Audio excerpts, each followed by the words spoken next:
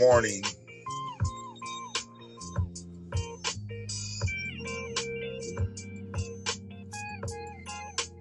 I just really wanted to say happy birthday to my father. He would have been 84 today.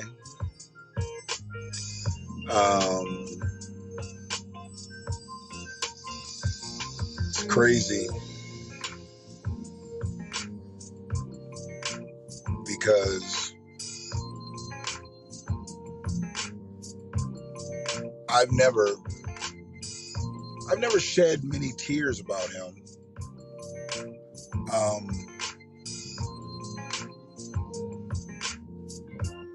Not because I don't feel like he deserved that, but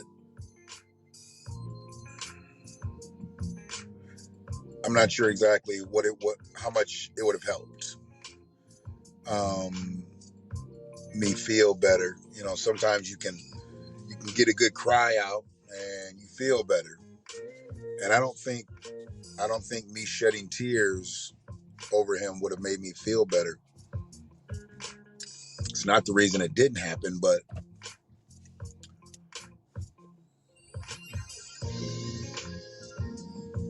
I only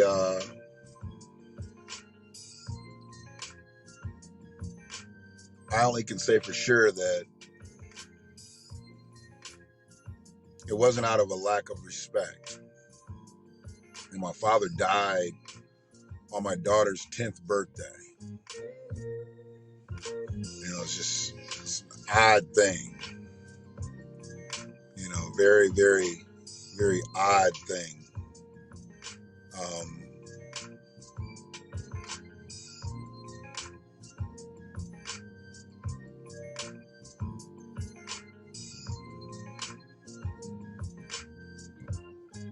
So it's no longer really a day that I can just celebrate the birth of my firstborn. I find myself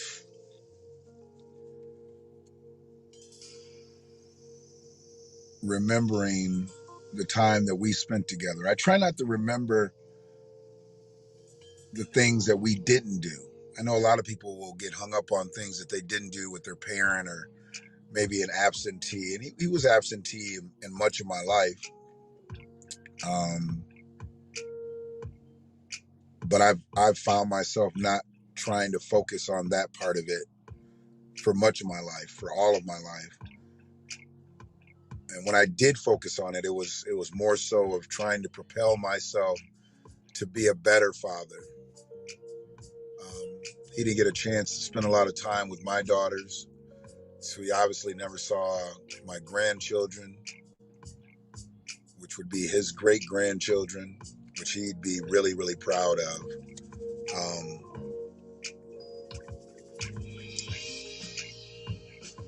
My father was a huge fan of intelligence. He hated stupidity. He hated it.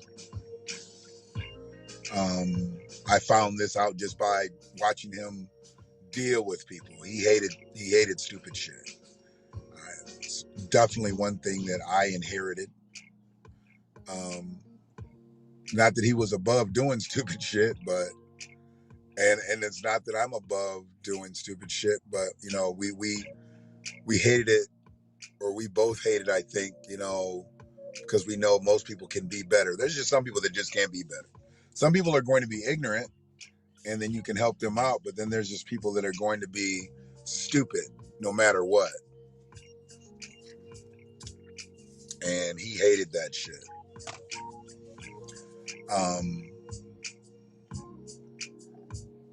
My father was weird. He was weird. I've been calling myself weird lately. It's the only term that I can really use because it's not normal. It's not. So something that is not normal, it must be weird. It's, you know, it's abstract. And I know that I am abstract. I know that my father was abstract. And to this day, well, not maybe to this day because it hasn't happened yet. Most people are just getting up, and that's why I'm not going to be on here long because I still got to make Kai's breakfast and she's got to get going. he would be so proud of her, so proud of Caleb, how brilliant they are in their young ages. He'd have a lot of fun with them. He'd probably have more fun with them than I do because he's a great grandfather. And getting to 84 shouldn't have been a feat, you know, and understanding he had compromising health situations and didn't do a lot to help his situation with many years of smoking and not putting the right things in his body. Um, Food mainly, shit. My father had 4 heart attacks. Many people die of one. He had 4. Drove himself to the hospital on one.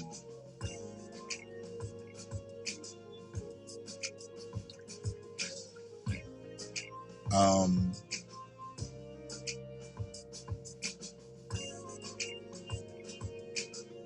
he was a piece of work. He was a real piece of work. When I started calling myself weird, I started figuring out that, you know, because I still run into people, and now that I have like a lot more gray in my face, my father grayed early, so I guess I'm starting to look more like him in my graying days. Um,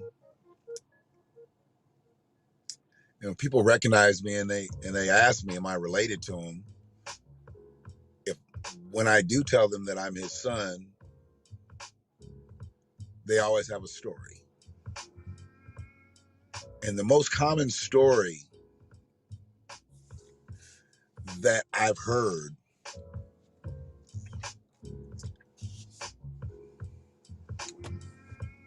is how he helped their family not have to return to the South. Um, my father was a great facilitator, and he helped people.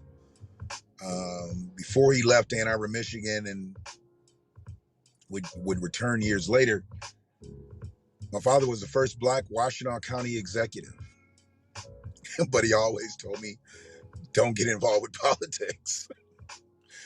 Um, a lot of shit happened that I still have never really been given the clear story. He had a lot of people who lobbied for him. A lot of people who weren't Black lobbied for him because they knew what he was, who he was, and what he was capable of. But then he had many people who lobbied against him. Many were Black. So, um, he eventually left here and went to Atlanta. But before, the plants, they went through those things where they hired a lot of people, in the 60s and 70s, people that were coming up from the South and moved here because of the big 3, when it still was a big 3. And he helped a lot of people get jobs, which turned into careers, which turned into the ability to raise a family. I mean, I don't know exactly how many people it was, but I've had so many people through the years tell me about how he got them in and how they were able to get family members in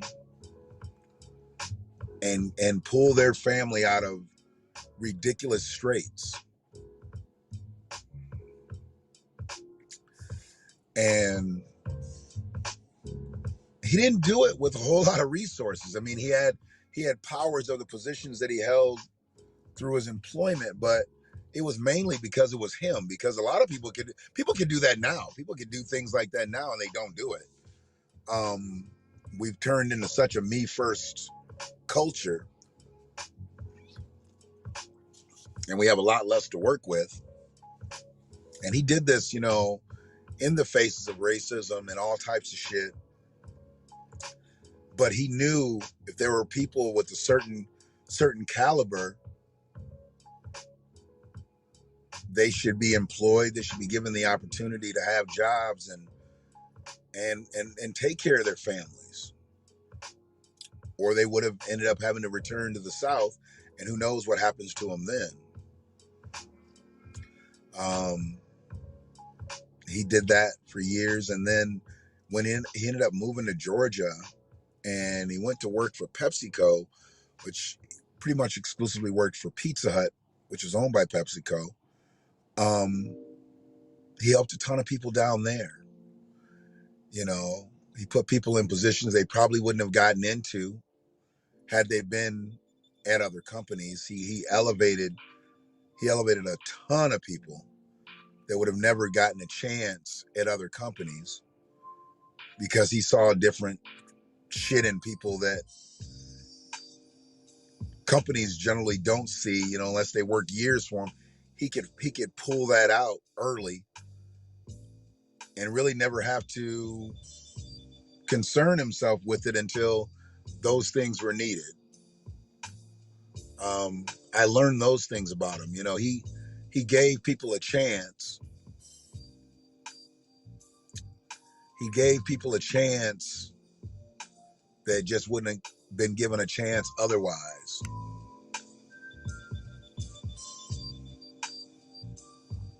Thank you. And I thank you for him, anonymous Facebook user.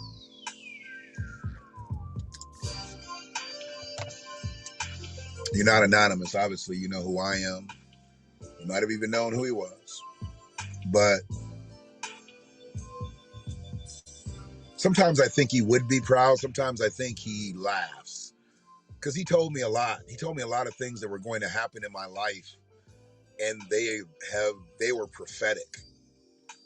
He told me how things would go with me raising my kids the way I wanted to raise my kids. It was like, it's not going to work. That shit ain't gonna work. My two kids were by two different women, and they came from two different spaces, and they had been raised differently. He was like, it's not gonna work. And he was like, you can try, but you have that other side you're always going to have to deal with, and those individuals are not the same two people. That motherfucker was right. Shit. Because I never tried to give my children more than the other, although it ended up being that way because of particular situations.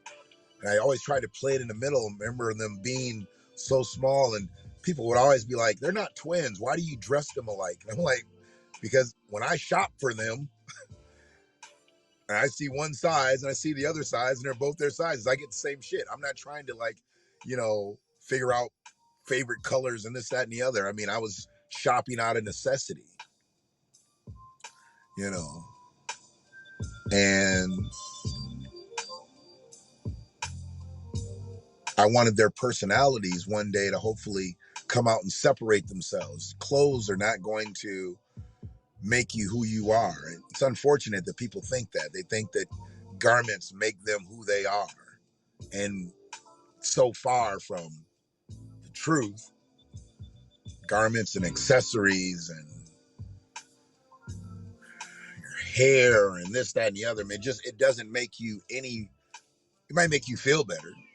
Appearance wise, it might make you look better to some people, but in most cases, it's not going to make you a better person. If what you have is clean and it's covering your body appropriately, I don't think you need anything else other than that. I mean, everything else it's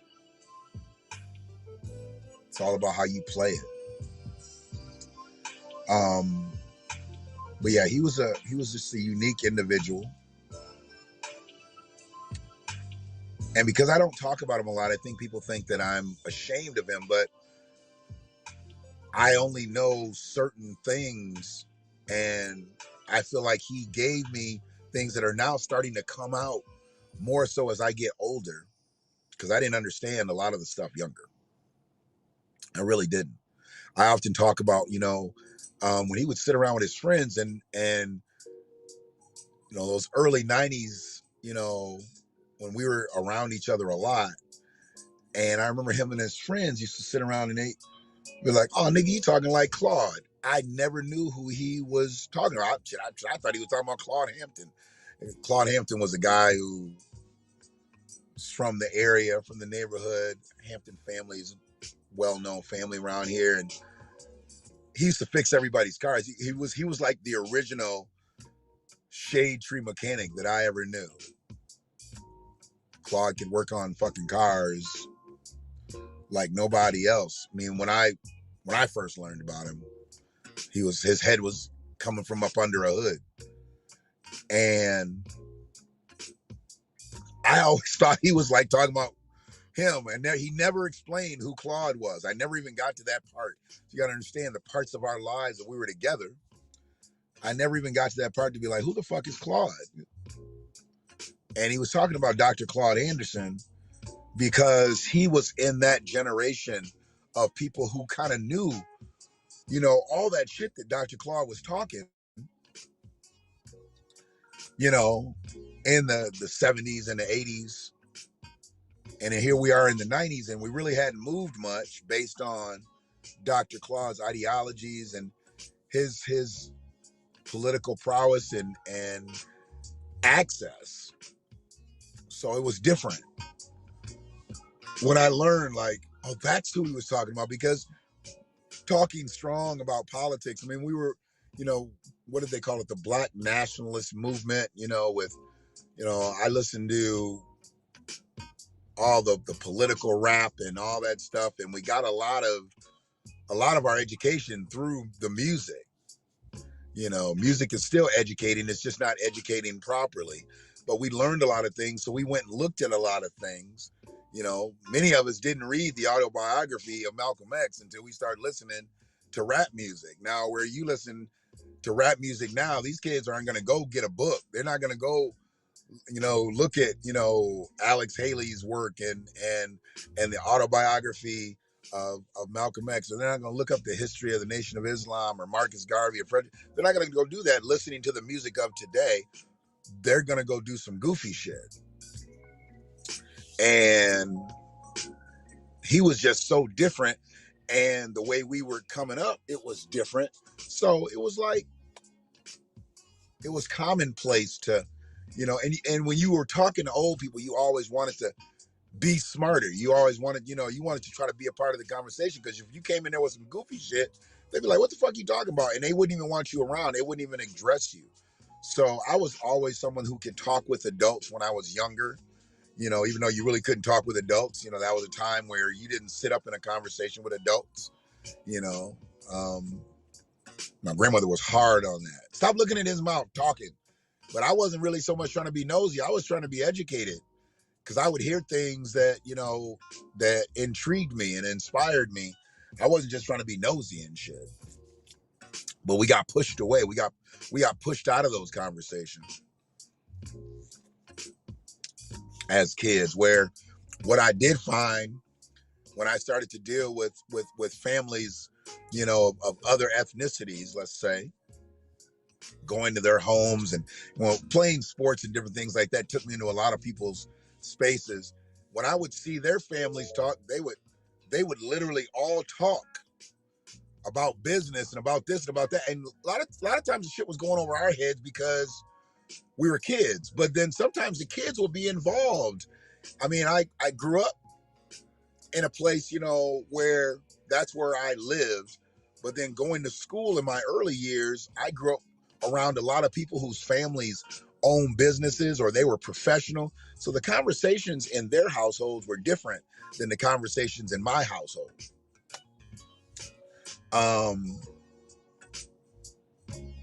So to hear them talk about things and then hear the kids engage, now I know what some of those things mean, because,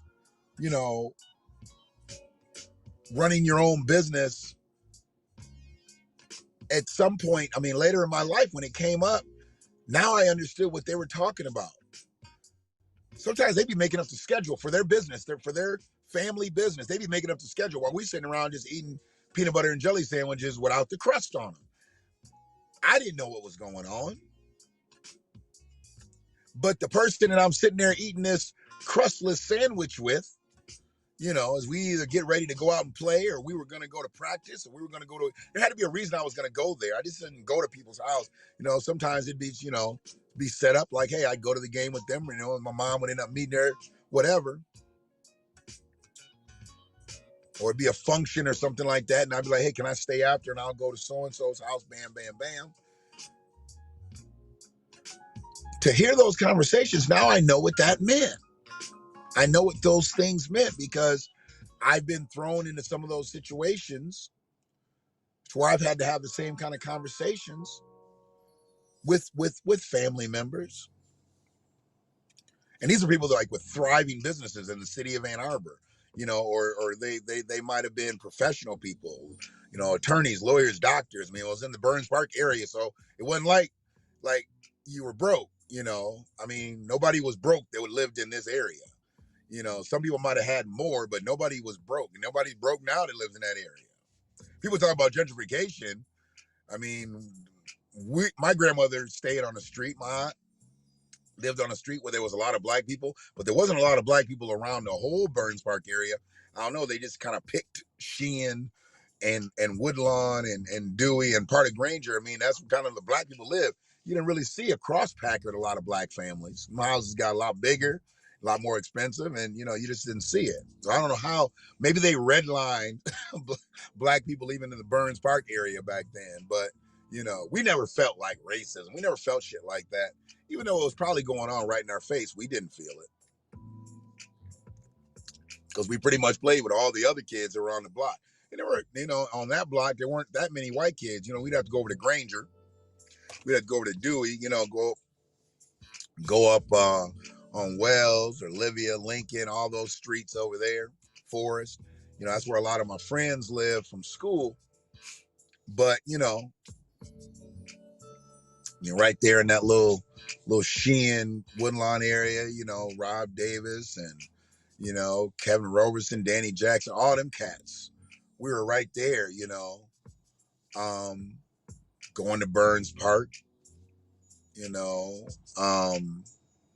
Mayberries and shit. And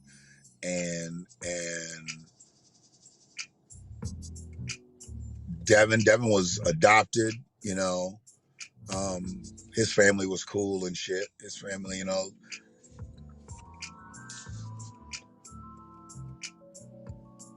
I saw. What's up, Wigger? Good morning, Kyra. How you doing?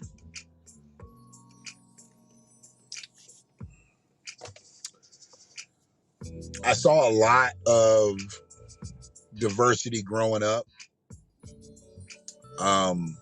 But still, your core people that you hung around with were people that looked more like you. Because we were just coming out of that period that, hell, we could play together and shit. And even in Ann Arbor, I mean, Ann Arbor is supposed to be one of the most liberal towns in the country. Black people still stuck together back then. It wasn't that you didn't talk to white people. It wasn't that you didn't deal with white people, That's, the families knew each other, so you knew each other. So that's who you dealt with. No matter what part of town you went to, you always knew the area where black folks lived.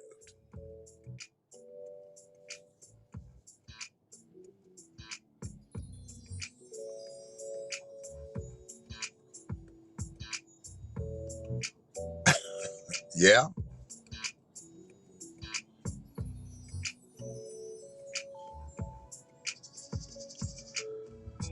Now we don't all look the same. We don't all look the same. We don't all act the same. But we were different.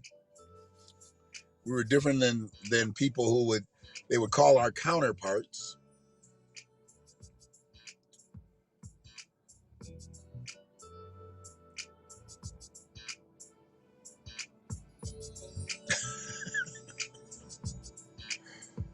So yeah, it was interesting coming up. But yeah, I learned a lot of things from him. The short time that we spent a lot of time together, and then I learned so much more about him and his history from other people. And I really try not to deal with a lot of people because I know a lot of people have like not fairy tales or fantastical shit that they would want to tell me to try to make me feel better. I've never needed that. I know who my father was. I know who he was. And I don't even think at this point I know what he was truly capable of, but I know that if he would have maximized himself, I have no idea what he would have become. But he had a lot of friends um, who didn't maximize themselves, and he chose to kind of go down those straits sometimes. You know, everybody wants to be a bad boy or a bad girl, I think, deep down inside. But then everybody ain't got the heart for that. And he chose those paths, a few times in his life. I remember laughing about him owning a bail bonds agency. And I'm like, oh, so that was perfect. You had a bail bonds agency and all your friends were dope dealers. So you could bond them out. And he literally looked at me and was like, yeah, kind of. Like there was a plan. He really wasn't a dope dealer, even though he ended up with a fucked up dope conviction and it cost us a lot. It cost us a lot in life. His conviction, his issue.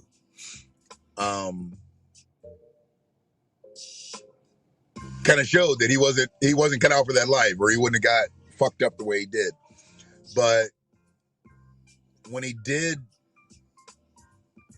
do the right thing, even for people who were doing the wrong thing, I now see why he did it. I now see why he did it. Blazing, what's good with you?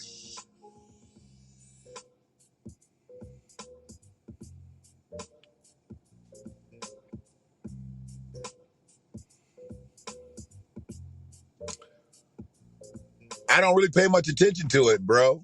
I don't pay much attention to it. I'm kind of beyond all the sensationalism of it, and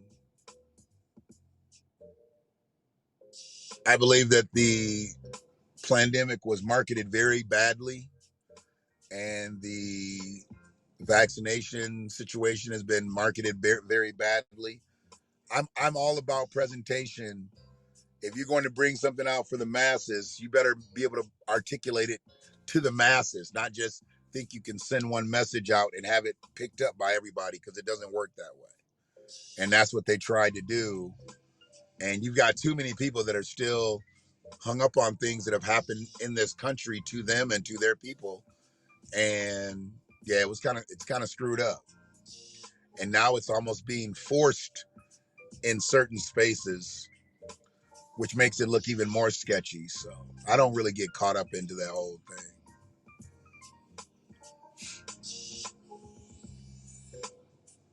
I get it, Blazing. I'm actually heading home now.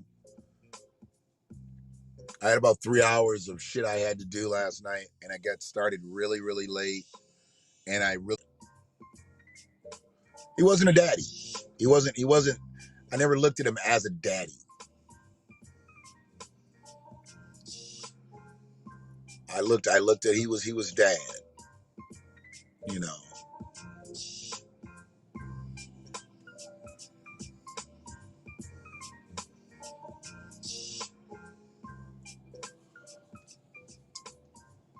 I don't know. There's a fine line between liberals and socialists. There's a fine line there.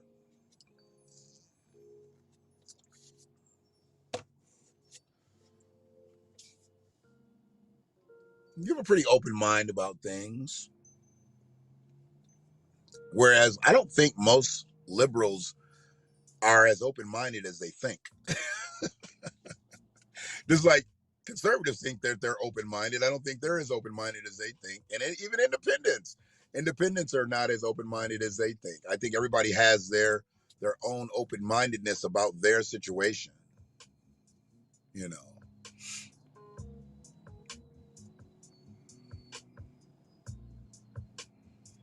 I think deep down inside, my father was a Republican. There were some things I'm sure he thought more liberal about, but he was probably truly an independent. Never heard much about the independent party way back when, but because he loved big business, he knew what really made this country work. And he was part of those infrastructures. I think he was a Republican in heart. He would hate to see all this shit. He would lose his mind. People getting free money and shit, not to go to work. He would hate that shit. It'd make him sick. And because he always believed in you should get paid maximum for your efforts. You know, that was part of the reason he knew the play about auto plants and getting people in. He knew where that was going to go before a lot of people did, and where some people, like, they had the 89-day program. If your ass made it past the 89 days, you got on. And he tell motherfuckers basically, go through this thing, see if it works for you. And the money that they were paying, hey, it beats doing this and it beats doing that. And then eventually you're making enough money to take care of your family. Because at the end of the day, that's all this shit's about.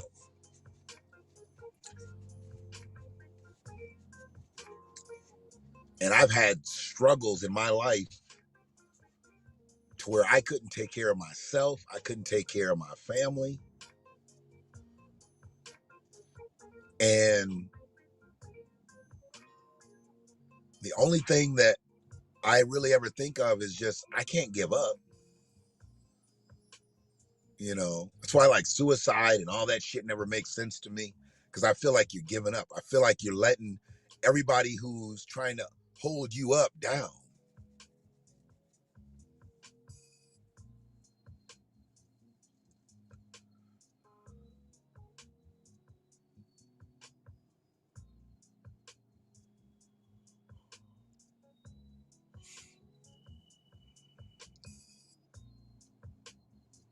Well, I definitely know that there's a difference between a liberal and a libertarian. Absolutely.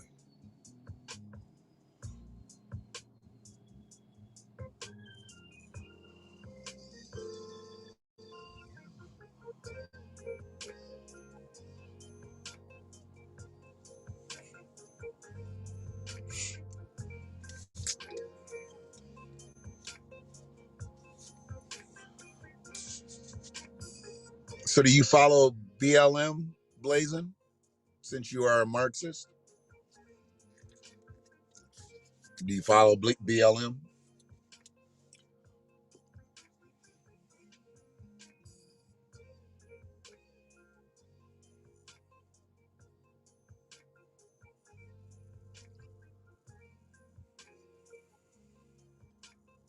People who created the Black Lives Matter movement were Marxist.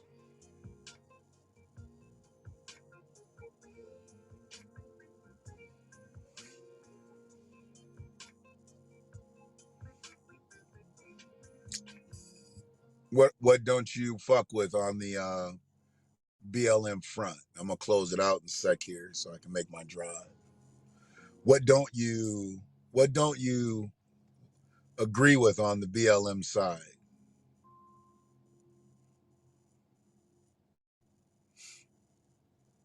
Your uncle's looking at you, free.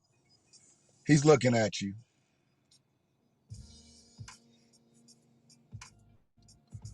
I ain't gonna say he looking up at you. I ain't gonna say he looking down at you. I'm conflicted with those spaces that I know nothing about because I can't profess that there is a heaven or hell. I'm just gonna say he looking at you. He looking at you.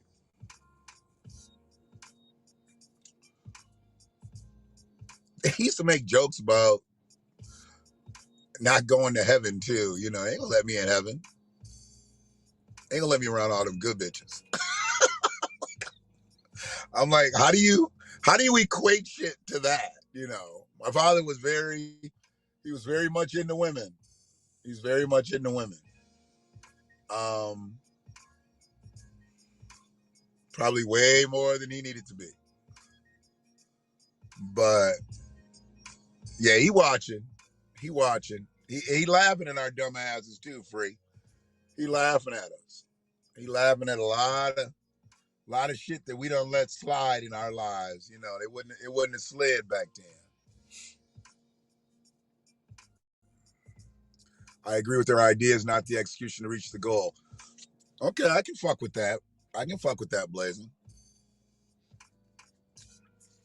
I mean, I understood the reasoning for the mission.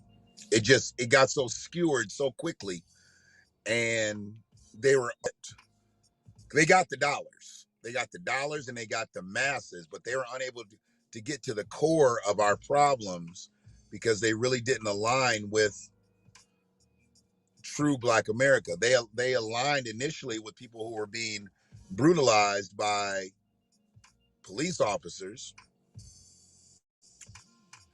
and murdered, obviously, when I say brutalized, murdered by police officers, but then it got off into some other shit, you know.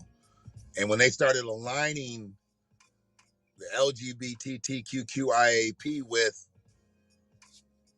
that, I'm like, okay, so wait a minute. Because it's not that I don't think it's happened. There's probably been, you know, somebody from the gay culture that has been killed by police, but that's not how the movement started, and that's not what you were advocating for. So how did that become your main mission? And I think that's where they lost so many people, you know.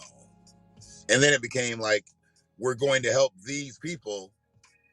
So yeah, they're gonna be Black, but they're gonna be trans, they're gonna be gay, they're gonna be lesbian, they're gonna be that. Like, dude, how does that even play out? So that's where they lost a lot of people. And I know some people still don't pay attention to that part of it, but the core of Black Lives Matter is where that started. And these other chapters that were around the country that were trying to do the work in the street, calling themselves Black Lives Matter, they weren't even aligned with the actual organizations. So it was all skewered. And I think the government knew that. They knew that it was a scat. It was not like the civil rights movement. It wasn't, Black Lives Matter could have easily been the next civil rights, but it could have been like Civil Rights Movement 2.0. But and I think that all started with the people who started with Black Lives Matter. They're very insulting. Brother Knowledge, how you doing?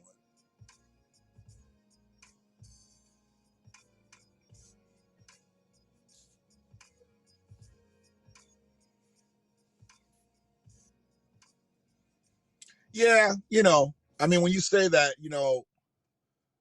equal rights for Black community is equal rights for everyone, but we can't be on that, rising tides lifts all boats shit, because most Black people don't have boats, and many Black people can't swim. So when the tides rise, most of us drown. So that's a problem. And not getting the necessary resources just to survive. It's hard to call yourself an American. I see why many people have gone against calling themselves Americans out here. I do see why that is. I understand that logic, even though I don't buy into that ideology. I am a motherfucking American. You ain't gonna take my American status away from me. How you gonna take something away from me that motherfuckers are literally dying to get? How am I going to give that away? How am I going to give that up? Yeah, I'll fuck with the red, black, and green, but I'm red, white, and blue. I am an American in this bitch. I am a freedman. So I can't give up my American status, just because of my skin color. I can't say, oh, I'm from Africa. No, I'm from Ann Arbor, Michigan. My mother was born in Leland, Mississippi, and my father was born in Union City, Tennessee, and they moved to Ann Arbor, Michigan, and then they did their thing, had some fun, and produced me. So I don't know shit about Africa. Nothing. Absolutely nothing.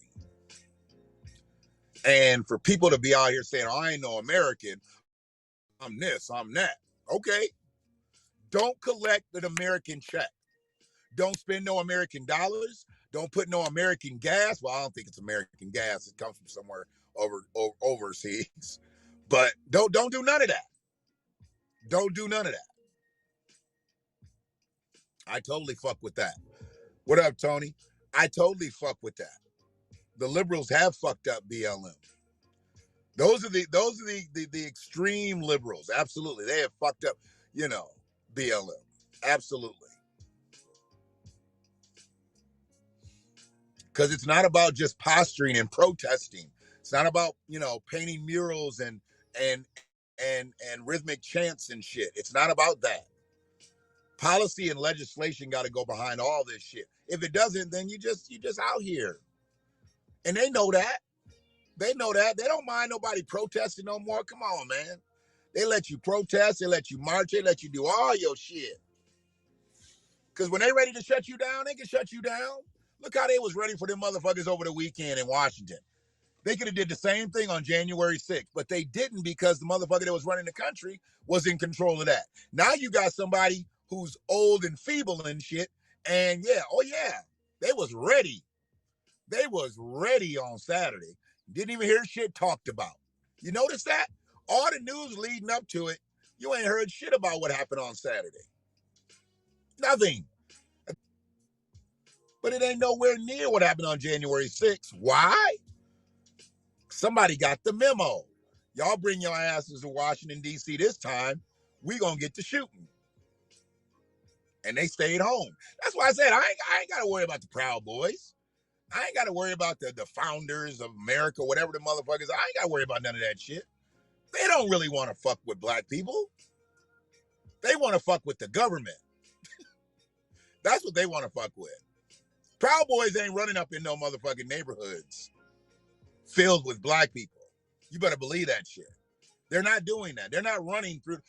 Only neighborhoods that they was running through was in Detroit when Chief Craig was the chief of police. Because he's a Republican. And Mike Duggan, what's he going to do? He might as well be a Republican. I know he ran as a Democrat because the Democratic mayor is going to be the mayor of Detroit. But Mike Duggan is a motherfucking Republican too.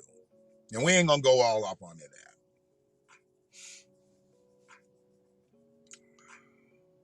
I'm not going to go on and say that. I'm not going to say most white people are cowards. I'm going to say most bigoted white people are cowards. Most racist white people are cowards. But I can't say most white people are cowards.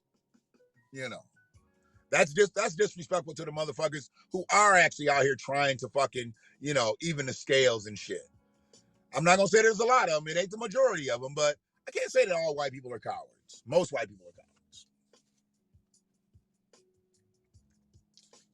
Most white people who won't stand up and speak up against racism, against bigotry, are absolutely cowards. And there's a lot of them.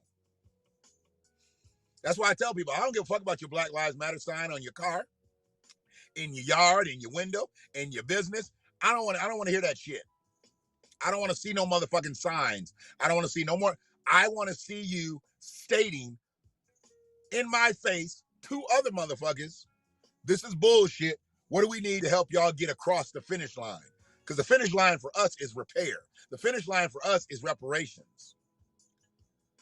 And I ain't talking about the big motherfucking lottery check that they're going to give every black American. No, fuck all that. Change some policies. Change some legislation.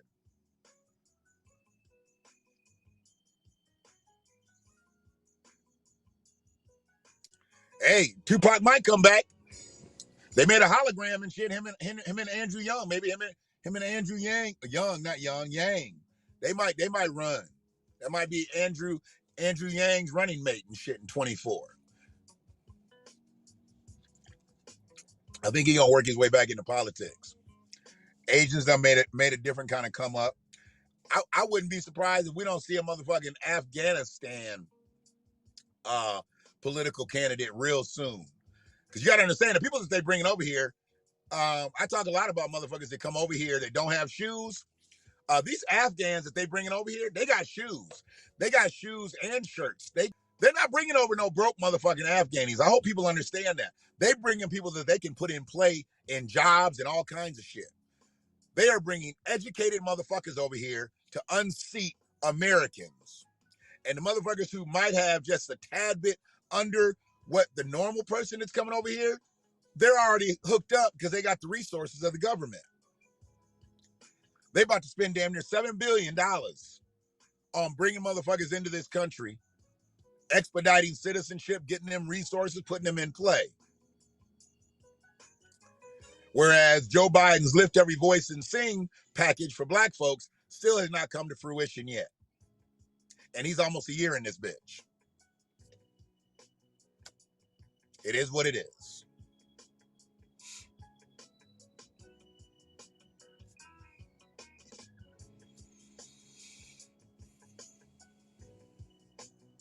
Oh, absolutely. Absolutely. Joe Biden got shit. What do you got? About three or four gay people in his cabinet? That means they're already in politics. They're already in the political wheel. Who's going to stand out and start running for office? You got a lot of people in a lot of small towns. We got gay mayors all around the country. You know, you'll have an out, you know, I don't know if there's a gay governor, an out gay governor right now, but that's, hey, they're already in the political wheel. It ain't like it's, you know, gay people are in politics. You know, Southern Breeze, good morning. Gay people are in politics. Immigrants are in politics. So, you know, if they can put that all together, you've got factions of people that are going to vote for them just because they are gay, just because they are an immigrant.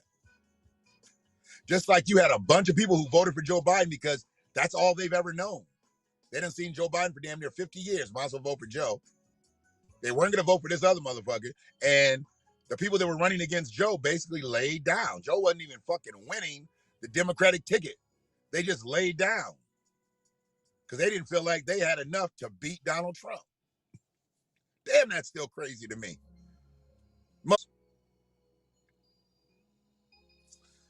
Amazing. So yeah, it is what it is. But happy birthday, Pops. A